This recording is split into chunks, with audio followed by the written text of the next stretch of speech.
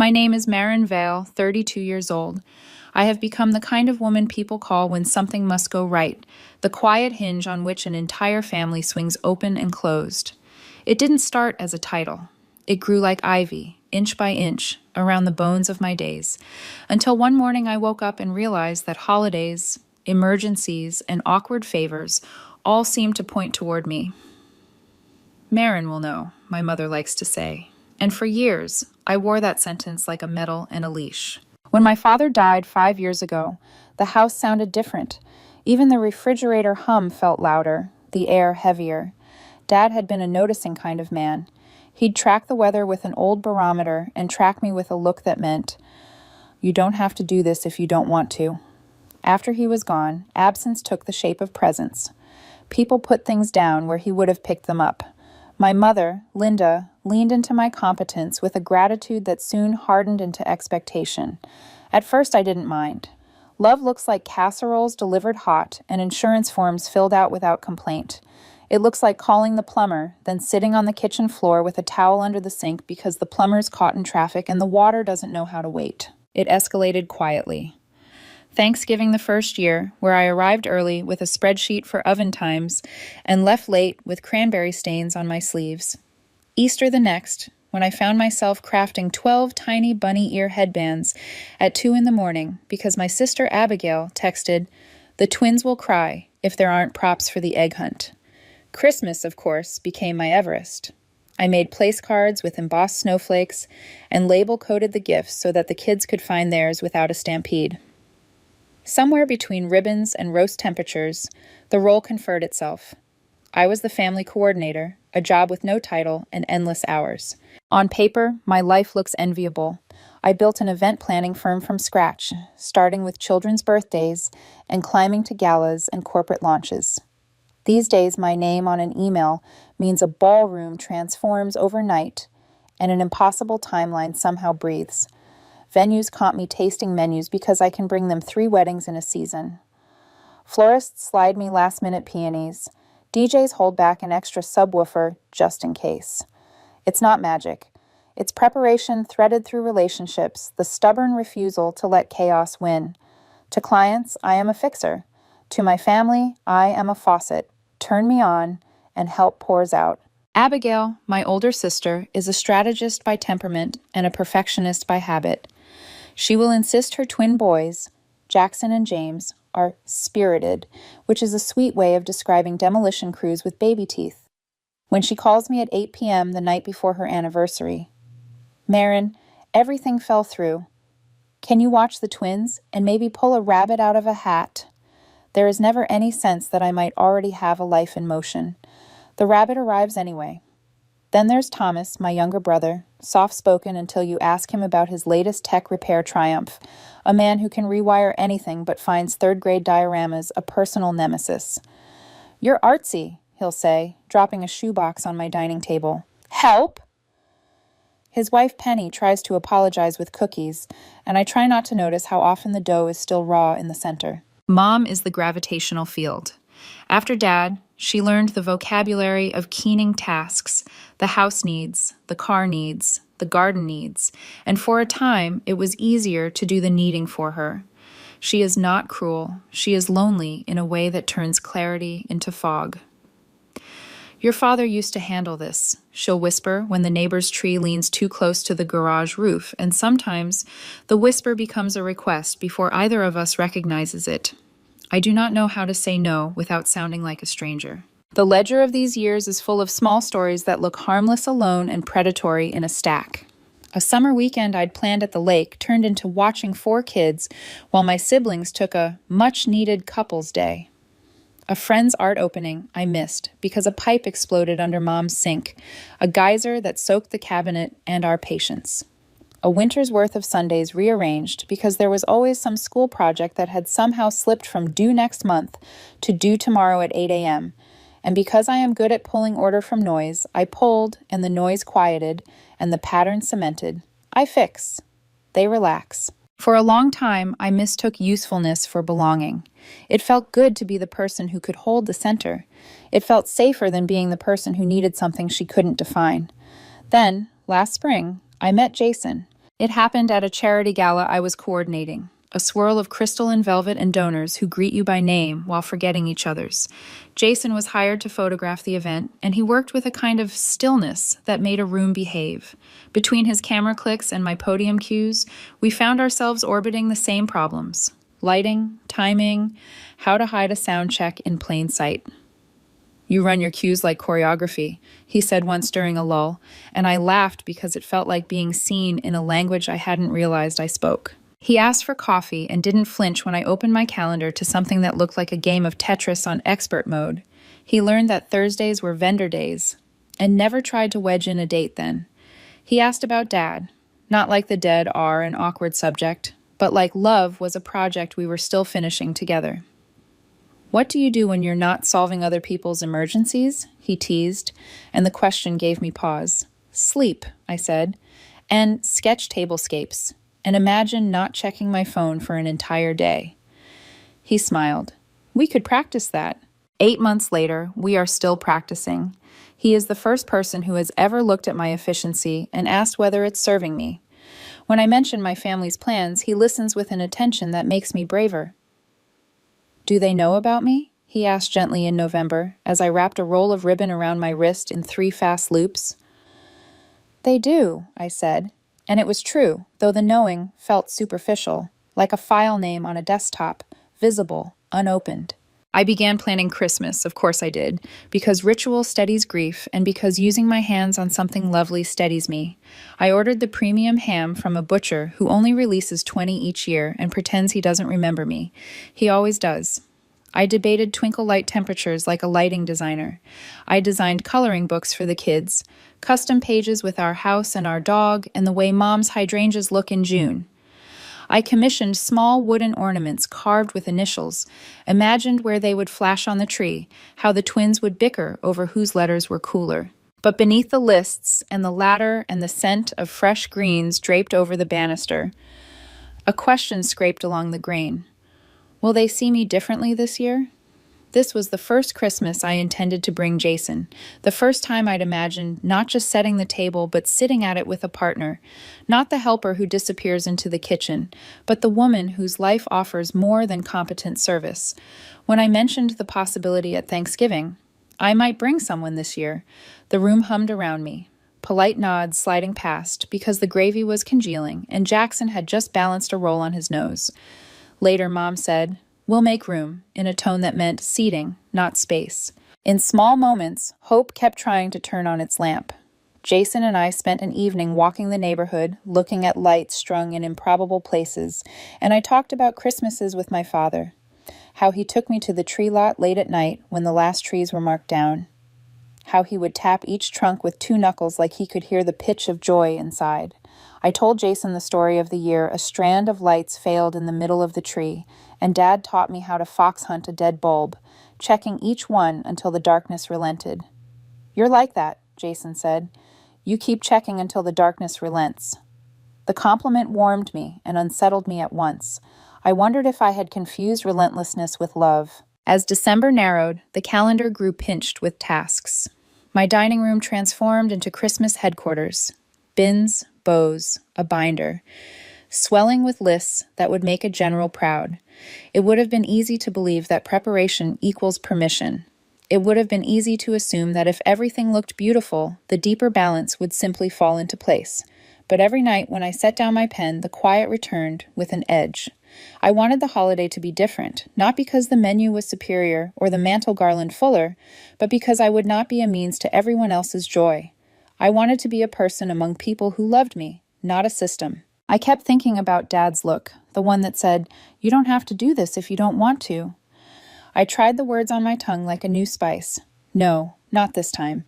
They tasted like rebellion and clarity. They tasted like risk. I told myself people can surprise you, families can tilt, love can learn new steps. I placed the final ornament in its box and closed the lid with a click that sounded decisive in the quiet room.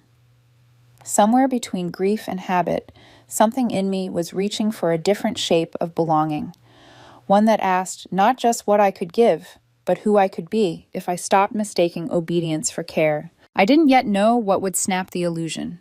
I didn't know that a single overheard sentence could tilt a decade of dynamics and send me charting a new course. I only knew that the air in my mother's house always seemed to ask, "Will you fix this?"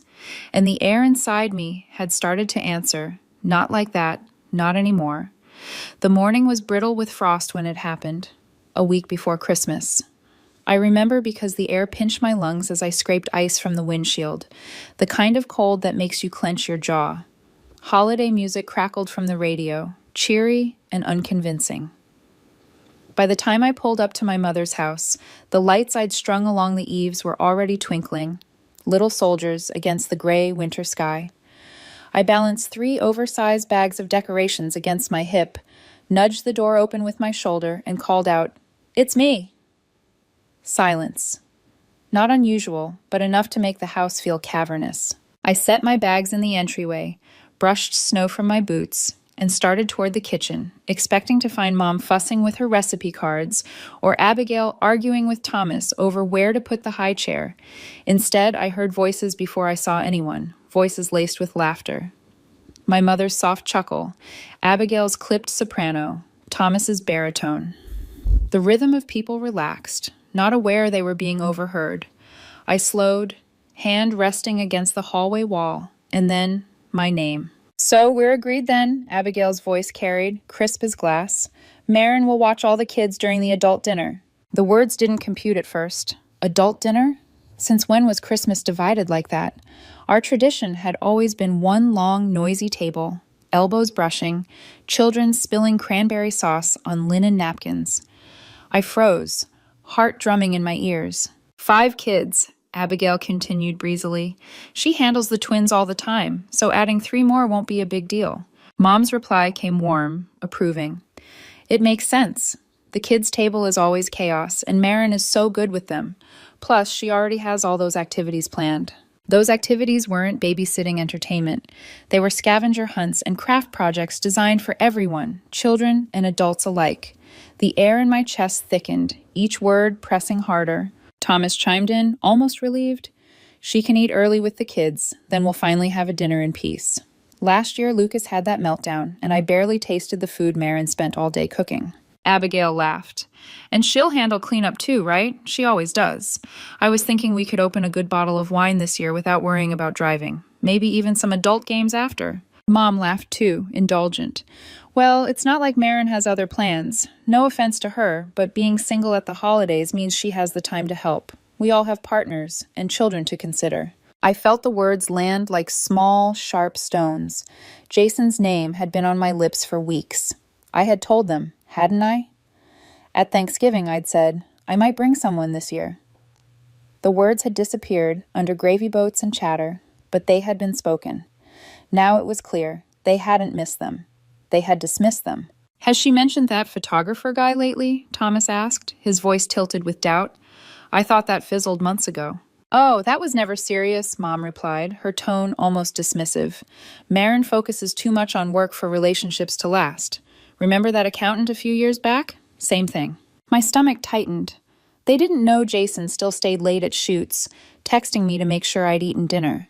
They didn't know he'd memorized the way I liked my coffee. 2 sugars, no cream.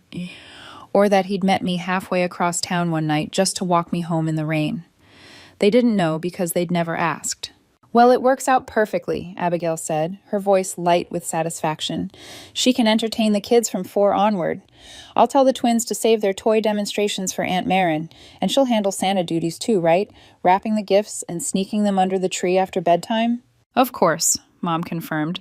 "She always does. And Christmas breakfast too. Remember those snowman pancakes she made last year? The kids adored them." The laughter that followed filled the kitchen, but for me, the hallway narrowed like a tunnel. I pressed my palm to the cool wall, the texture rough against my skin, grounding me. They hadn't asked. Not once. They had carved up my holiday, assigned me duties like a hired hand, and laughed about how convenient it was to have an event planner in the family. Free childcare, free catering, free labor. I stepped back quietly, breath shallow. My bag still sat in the entryway, brimming with garlands, handmade ornaments, and coloring books I had designed with care. For a moment, I stared at them. The weight of each hour I'd poured into preparing for a holiday that apparently wasn't mine to share. Then, with careful movements, I gathered them again and slipped out the front door. The cold slapped me awake as I closed it behind me, unnoticed. They never knew I had been there. The drive home blurred, windshield wipers keeping rhythm with my racing thoughts. My chest felt hollow, like something precious had been scooped out and left on their kitchen floor. Tears prickled, hot and insistent, but they didn't fall. Instead, anger rose, steady, focused, like a flame catching dry wood. Not rage, not yet, but something harder, something resolute. Inside my house, the dining room waited, transformed into Christmas headquarters. Personalized gifts wrapped with handmade bows, recipe cards alphabetized, stacks of shopping bags sorted by recipient. It should have looked festive. Instead, it looked like evidence, proof of the hours, the money, the care I had invested without question. All while they plotted to seat me at the kids' table, not as a guest, but as a servant. I sank onto the couch, wine glass in hand, lights from the tree flickering soft shadows across the room. My mind ran through a reel of years. Birthdays where my gift was babysitting, family vacations where I spent hours by the pool with restless children, while my siblings went snorkeling or sightseeing. The countless late nights of rearranging my schedule because Marin is flexible, a pattern clear as day. They didn't see me as equal. They saw me as useful. My phone buzzed with messages. Mom asking where I'd gone, Abigail reminding me about the gingerbread supplies, Thomas sending a meme about parenting chaos. I stared at the screen until it dimmed. I didn't reply. The silence felt heavy, but right. At 9:30, Sophia called. Her voice was sharp with outrage as I recounted what I had overheard. "They did what?" she exclaimed. "Without even asking you? That's not inconsiderate, Marin. That's cruel." Her anger loosened something in my chest, a knot I'd been twisting myself into for years. "This is just how it always goes," I admitted, voice low. "They assume I'll handle everything because I always have." "Because you're capable and generous," Sophia corrected firmly, "not because you're their personal assistant. What does Jason say about all this?" I hesitated. "I haven't told him yet. We had plans for Christmas Eve, and I was going to bring him Christmas Day, but now I don't know." Sophia's silence hummed before she asked the question that cut straight through me. "What do you want to do?" Not what would keep the peace, not what would make Mom cry less or avoid Abigail's defensiveness. What I wanted. The words felt foreign, like a language I hadn't practiced. "I want to be valued," I whispered. "I want them to see me as more than convenient. I want to spend Christmas with people who see me as a whole person, not just free childcare." Sophia exhaled, the sound like a door opening. "Then stop giving them the version of you they take for granted. You're an event planner, Marin. Plan something for yourself." The idea struck like a spark, catching fast. I leaned back, staring at the glow of the tree. What if I simply wasn't there? Not out of spite, but out of self-preservation. What if I built a Christmas for myself, something wonderful, something mine? The thought stretched, expanded, and with it, my pulse quickened. Maybe, for the first time, I could rewrite the holiday. Sleep came in fragments that night, broken by the buzz of my phone lighting up the dark. Messages stacked one after another.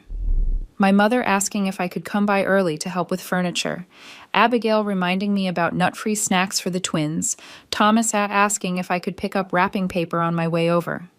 Each request, casual in tone, assumed my compliance. Not one asked if I was available, only when. I stared at the ceiling, pulse steady but hot. For years, I had obeyed that rhythm, rearranging my own life to suit theirs. Tonight, the word no pulsed like a heartbeat behind my ribs. By morning, clarity had hardened. I padded barefoot into the dining room, Christmas command center still glowing under twinkle lights. The wrapped gifts waited in neat towers, bows pristine. The binder of recipes and timelines sat open, accusing in its perfection. I ran a finger along the edge of the table and whispered aloud, "Not this year." The sound startled me. It felt like confession. It felt like freedom. Jason called mid-morning, his voice light from a late-night shoot. "Thought I'd lost you to a sea of garlands, Shumea," he teased. I swallowed, hesitated, then poured it out. The overheard laughter, the babysitter plan, the dismissal of him, of us. Silence stretched across the line. Then, gently but firmly, he said, Marin, they're not just asking too much. They're not asking at all. That's the difference. I told him about the thought-taking route. Christmas elsewhere, a complete removal. I braced for his disappointment, but instead came laughter, warm and disbelieving. A Christmas escape? With me? That sounds incredible, and honestly, it sounds overdue. Relief rushed through me, mingled with fear. Could I really leave them to manage the holiday chaos themselves? Could I risk being labeled selfish, ungrateful? Jason's voice softened. What if it's not selfish? What if it's survival? That evening, I called Sophia again, pacing in the glow of the tree. I'm thinking of booking a trip, I admitted. Just disappearing. A resort, maybe. Sun instead of snow. Her laugh was immediate. Now that sounds like the Marin I remember from college, the one who dreamed of Bali while we crammed for exams. Do it. Book it tonight. I opened my laptop, fingers trembling, and typed in the name of a Caribbean resort a client had once raved about. By some stroke of fortune, or fate, they had a last-minute cancellation for their oceanfront suite. The price was dizzying, but I thought of the kitchen renovation I'd been saving for and realized walls and countertops could wait. Self-respect could not. I entered my credit card details, hit confirm, and sat back as a confirmation email landed in my inbox. 5 nights, starting Christmas Eve, a ticket out. But I couldn't vanish without a trace. That would only deepen the rift. No, if I was going to step away, I wanted them to feel the weight of what I had carried all these years, which is why, the next morning, I dialed Anthony, the owner of Dukas Catering, a man I'd worked with on too many galas to count. Anthony, it's Marin. I need a very specific Christmas order, I began. He chuckled. Calling me 3 days before Christmas? This must be serious. Very, I said. I need 2 meals. One elegant, adult dinner, beef Wellington, truffle potatoes, the works, and another, kid-friendly, mac and cheese, chicken tenders, cookies, all packaged separately, with clear instructions, everything delivered to my mother's house on Christmas Day, 4 p.m. Will you be there to plate? I smiled, though he couldn't see it. Not this time. This time they'll have to manage without me. We finalized details, and before hanging up, I slid one last request across the line. There's an envelope I'll drop off later. Please make sure it's delivered with the food. It's important. Later that afternoon, I drove to Mom's house under the guise of checking in. While she chatted with a neighbor on the phone, I quietly collected the heirlooms that had drifted there over the years. Grandma's hand-painted ornaments, the stockings I'd embroidered with names in gold thread, the antique platter Dad's mother left me. These weren't theirs to keep by default. They were pieces of me, and this year I wouldn't leave them behind. The risk of being caught added a strange thrill, as if I were reclaiming not just objects, but parts of myself. By the time I left, my trunk was heavier and my chest lighter. I drove straight to Dukas, dropped off the sealed envelope with my mother's name scrawled on the front, and paid the bill in full. Nearly double the usual rate for a holiday delivery, but the thought of their faces when the food arrived without me was worth every penny. That night, at what would be our final pre-Christmas family dinner, the pattern repeated itself like a script I knew by heart. Thomas handed me his restless toddler without asking. Abigail declared I'd be overseeing the gingerbread contest, as if it were already fact. Mom reminded me to pick up poinsettias for her neighbor since you're always so good at that. I smiled, nodded, and said nothing. Inside, I was already gone. Driving home, I felt something shift. A mixture of sadness and steel. I loved them, I always would, but love had become the excuse for imbalance.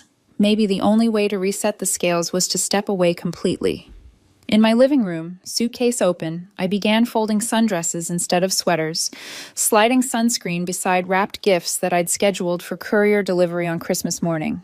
Each motion felt like rebellion and relief. The phone buzzed again. Another list of requests, another cascade of assumptions. I set it face down, zipped my suitcase, and whispered to the empty room, "They'll figure it out." For once, I believed it. December 24th dawned sharp and bright, the kind of winter morning that glitters deceptively before the cold cuts to the bone. I loaded my suitcase into the black car service Jason had arranged, the trunk snapping shut with finality. He climbed in beside me, his camera bag slung across his shoulder, the weight of it as familiar to him as my planning binder was to me. The city still slept, streets hushed, lawns powdered in frost. It felt as if the world itself held its breath. Jason nudged me gently. Second thoughts? I stared out the window at the blur of lights strung across porches, inflatables swaying stiffly in the cold breeze. My phone rested in my lap, dark and silent only because I had turned it off the night before. Not about going, I murmured. Just about what's waiting when they realize I'm not coming. He reached over, lacing his fingers through mine. They'll figure it out, and maybe they'll realize what they've been taking for granted. At the airport, the hum of holiday travelers wrapped around us, parents juggling car seats, couples dragging shiny new luggage, security lines buzzing with impatience.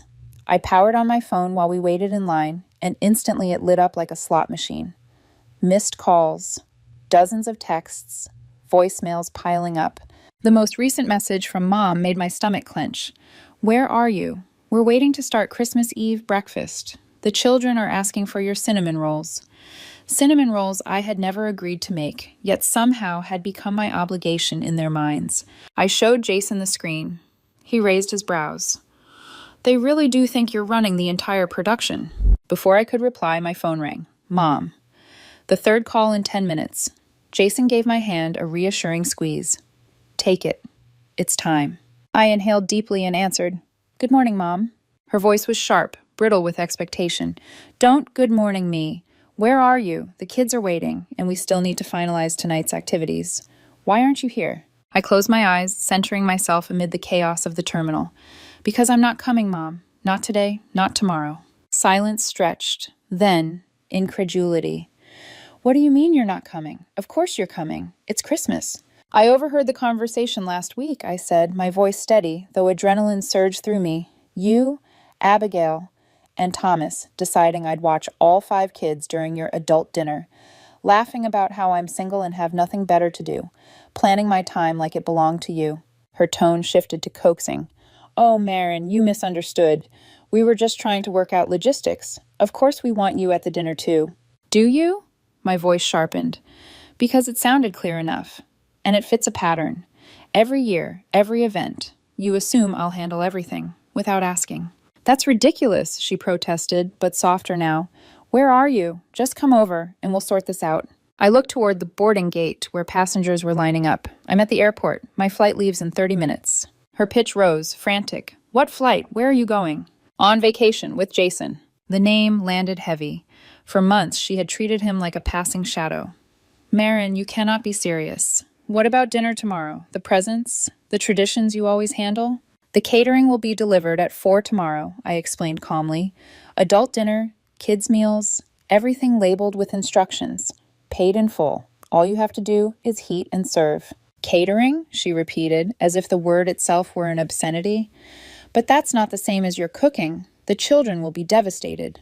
The children will be fine with cookies and mac and cheese, I said. And you'll enjoy your beef Wellington and wine. After all, that was the plan, wasn't it? Just without me in the picture. Jason tugged my sleeve, gesturing toward the gate agent calling our group. I stood, carry-on in hand. I have to go now, Mom. Her voice cracked, desperation spilling through. Wait! You can't just leave. What are we supposed to do without you? The question hung there, heavy, a truth she hadn't meant to reveal. For once, I let the silence stretch before answering. You'll figure it out. You'll manage. And maybe you'll finally see how much I've been doing all along. I softened my tone for the final words. Merry Christmas, Mom. We'll talk after New Year's. I ended the call before she could reply, thumb sliding to airplane mode.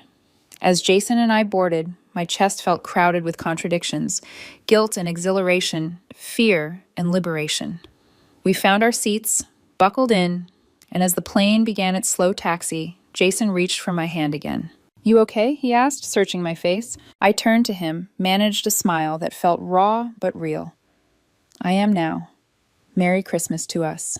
The engines roared, the ground dropped away, and for the first time in years, I felt the weight of obligation peel from my shoulders like old paint. Clouds swallowed the view of the city below, but in my mind's eye, I pictured the kitchen I had left behind. Empty, quiet, waiting for them to realize that the holiday wouldn't run itself anymore. Above the clouds, with Jason's hand warm in mine, I let out a breath I hadn't realized I'd been holding for 5 years. Whatever chaos awaited my family tomorrow, it wasn't mine to fix. Not anymore. Christmas morning broke with sunlight so bright it felt almost mocking. Not the pale, filtered glow of winter through frosted windows, but gold spilling across white curtains, warmth pressing against my skin. I padded barefoot onto the balcony of the oceanfront suite, coffee in hand, the sea below glittering as if the waves themselves carried ornaments. Palm trees swayed lazily, wrapped with twinkle lights and red bows. Somewhere on the resort lawn, a steel drum band rehearsed carols that felt both familiar and utterly foreign. Jason joined me, draping his arm around my waist. "Merry Christmas," he murmured, lips brushing my temple. "Any regrets?" I stared out at the horizon where the sky melted into the sea. Surprisingly, no. I miss little things, maybe. The kids' squeals, the look on Mom's face when everyone opens their gifts. But the relief of not being responsible for everything, that outweighs all of it. He squeezed gently. "That's because you finally gave yourself permission to choose." We spent the morning exchanging small gifts we'd tucked into our luggage. Nothing extravagant, just thoughtful tokens. He gave me a silver charm shaped like a tiny camera. I gave him a leather-bound notebook for his ideas and sketches. Then we walked the shoreline, letting waves lap our ankles, collecting seashells the way children collect candy. For once, I didn't feel the pull of a ticking clock. No invisible schedule tapping its foot in my ear. But by noon, curiosity tugged. My phone had been silent since the flight. Sitting by the pool with a drink garnished with a paper umbrella, I finally powered it on. The screen lit up in a flood. 27 missed calls, 42 texts, 13 voicemails. My stomach tightened, a reflex of old responsibility. Jason glanced at me over the rim of his sunglasses. "Brace yourself?" I nodded, opening the oldest messages first. Mom's guilt-tripping texts. "The children are so disappointed. I can't believe you'd abandon us like this. Abigail's angry ones. How am I supposed to handle the twins without you?" Thomas's quieter notes. "We really messed up, didn't we? I'm sorry." The voicemails painted a timeline of unraveling. At first, Mom's voice sharp, demanding, "Where are you? Call me back immediately." Then, hours later, tinged with panic, "I don't know how to do this without you. I've always relied on you." By Christmas Eve night, her tone broke altogether, shaky and tearful. "I don't know what to tell the kids. I don't know how to make Christmas happen." Jason leaned over, reading one of Abigail's later texts aloud. "The twins are fighting. Mom's crying in the bathroom. Thomas looks like he's going to lose it. This is a disaster, and it's your fault." He set my phone back down, shaking his head. Classic projection. But then came a shift. Christmas morning messages bore a different tone. "Thomas again. I get it now. We've been taking you for granted for years. I'm sorry. The kids miss you, but I told them Aunt Marin needed a vacation too. Merry Christmas wherever you are." I pressed a hand to my chest. Relief and sorrow tangled inside me. Then Abigail, surprisingly candid. "I had to handle the twins' meltdown myself this morning. You know what? I realized I've never actually done that on Christmas. You always stepped in. It's not fair, to you or to them. I'm mad you didn't warn us, but I'm starting to understand why." I scrolled further, and there was Mom's voicemail from just an hour earlier, her voice softer than I'd heard in years. "The caterers came. Everything was beautiful. The note you left." A pause, shaky breath. "You're right. We've been selfish. I never realized how much work you put in. I'm sorry, Marin. Please call when you're ready." I let the phone fall into my lap, staring at the ocean's steady pulse. For years, I had begged silently for recognition, for one of them to see. And now, in my absence, they finally were. Jason touched my knee lightly. "Progress?" "Progress," I said, exhaling. "They're upset, but they're also starting to get it." He leaned back in his chair. "So, are you going to call?" I shook my head. "Not yet. They need to sit with it. And honestly, so do I.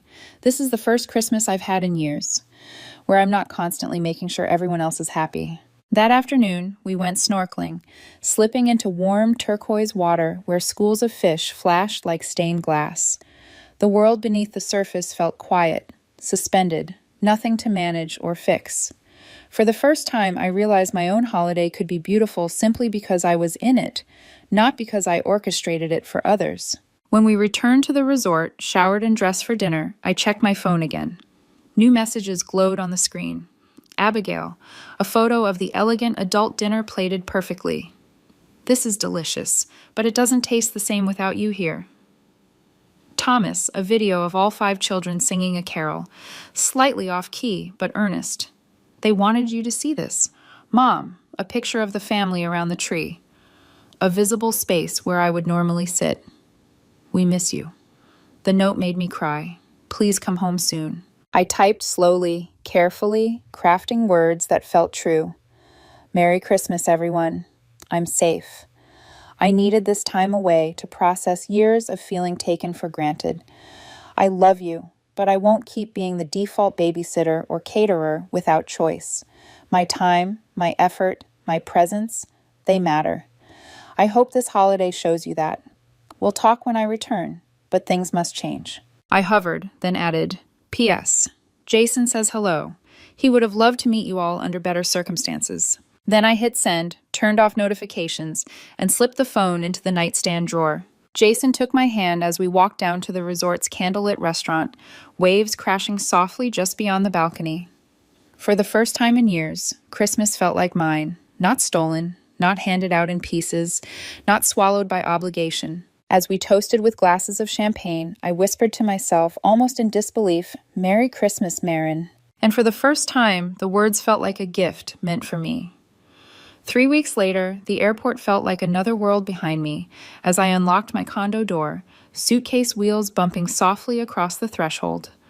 The familiar scent of pine-scented candles, left from December, clung faintly to the air. Though the tree was gone, its needles long since shed. The quiet wrapped around me differently now. Not the silence of exhaustion, but the silence of choice.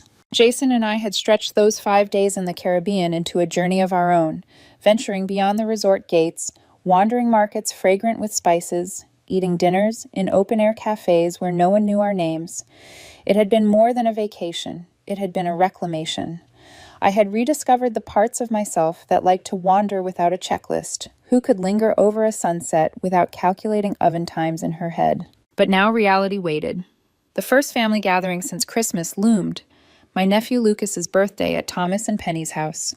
I stared at the wrapped gift on my counter, plain paper and twine, not the elaborate bows and cellophane I once prided myself on.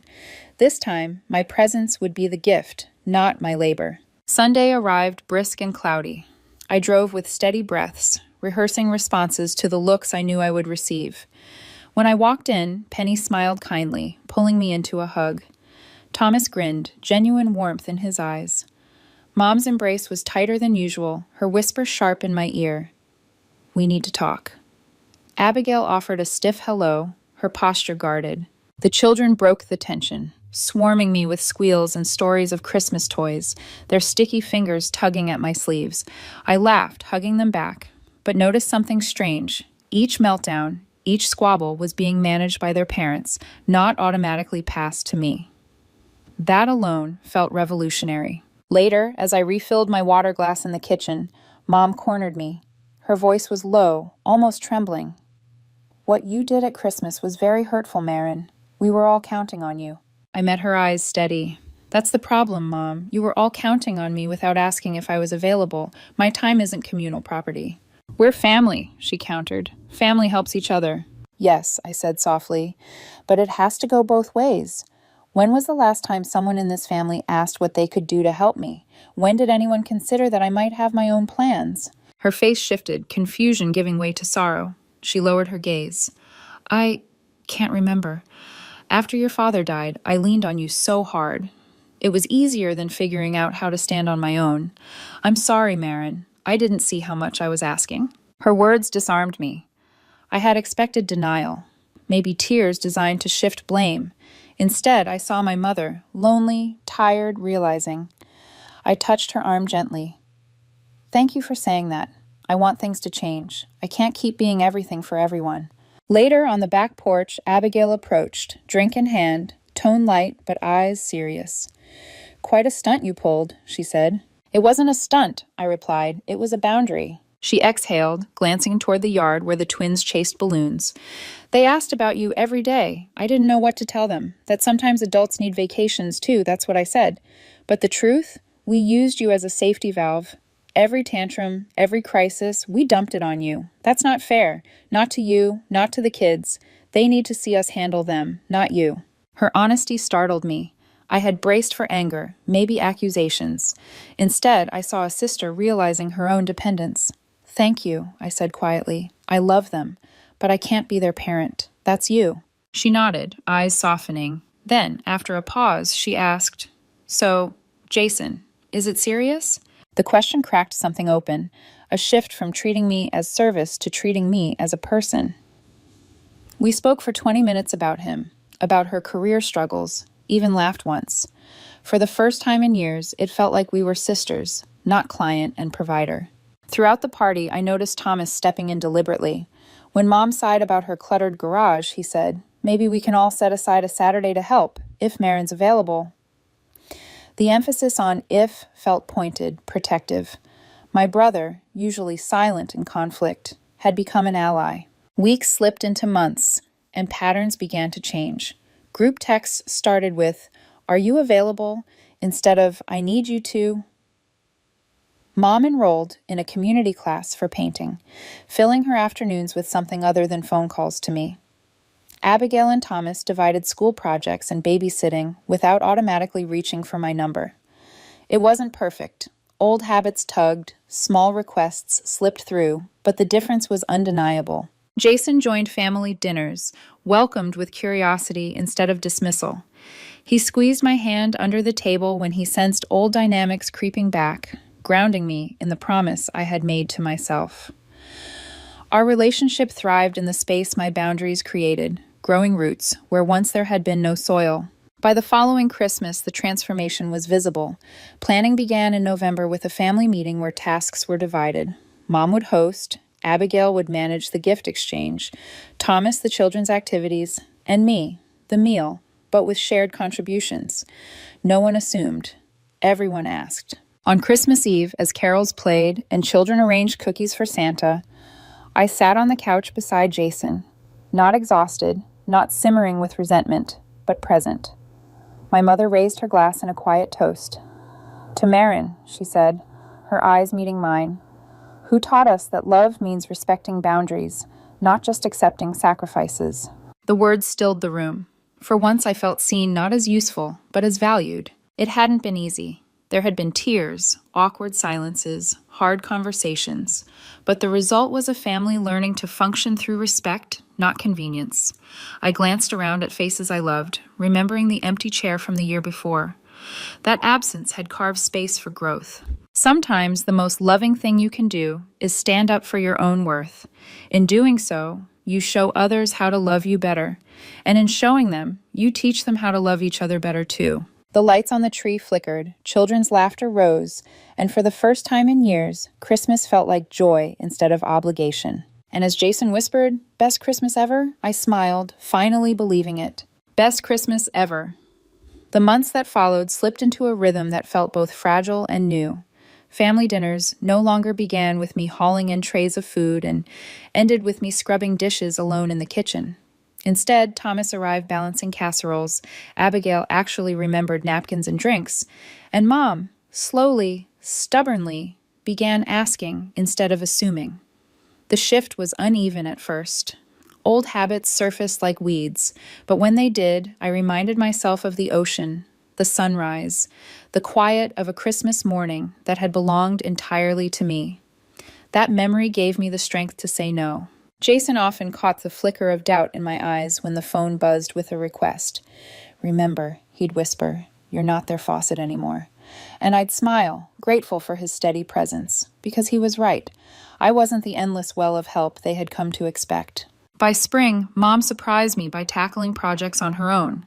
I drove over one Saturday to find her beaming beside a newly painted garage, the brushes still wet in their trays. "I hired a neighbor's son to help," she admitted sheepishly. "I figured I should stop waiting for you to fix everything." It wasn't just a garage. It was a sign that she was learning to stand without leaning so hard on me. Abigail, too, began to change in ways I hadn't thought possible. One night she called, not to demand, but to confess. The twins had a meltdown over homework, and I wanted to dial your number so badly. But I stopped. I realized they need to see me handle it. It wasn't pretty, but we survived. Her laugh was self-deprecating, and for once, it wasn't at my expense. Thomas remained my quiet ally, stepping in during gatherings when old patterns tried to creep back. When Mom suggested I might help plan Sophie's school fundraiser, Thomas cleared his throat and said, "Maybe we should divide the work this time. Marin has her own plate full." His small interventions mattered more than he knew. As the year circled back toward December, I wondered if the lessons from last Christmas would hold. Would the balance we'd built crumble under the weight of tradition? Or would we finally meet the holiday as equals, not as takers and giver? To my surprise, the planning meeting in November felt different from the start. We sat around Mom's table with hot cider steaming between us, notepads scattered like peace offerings.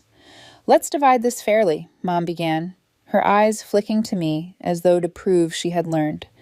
Abigail volunteered to manage the gift exchange. Thomas claimed children's activities. Mom insisted she'd handle decor, even if it meant climbing the ladder herself. My role? Coordinate the meal, with their contributions listed clearly beside mine. For the first time, responsibility didn't feel like a chain around my neck, but a shared table we all leaned on together. Christmas Eve arrived soft and glowing, carols humming through the house, the children buzzing with sugar and anticipation. I watched as Abigail guided her twins through their gingerbread project.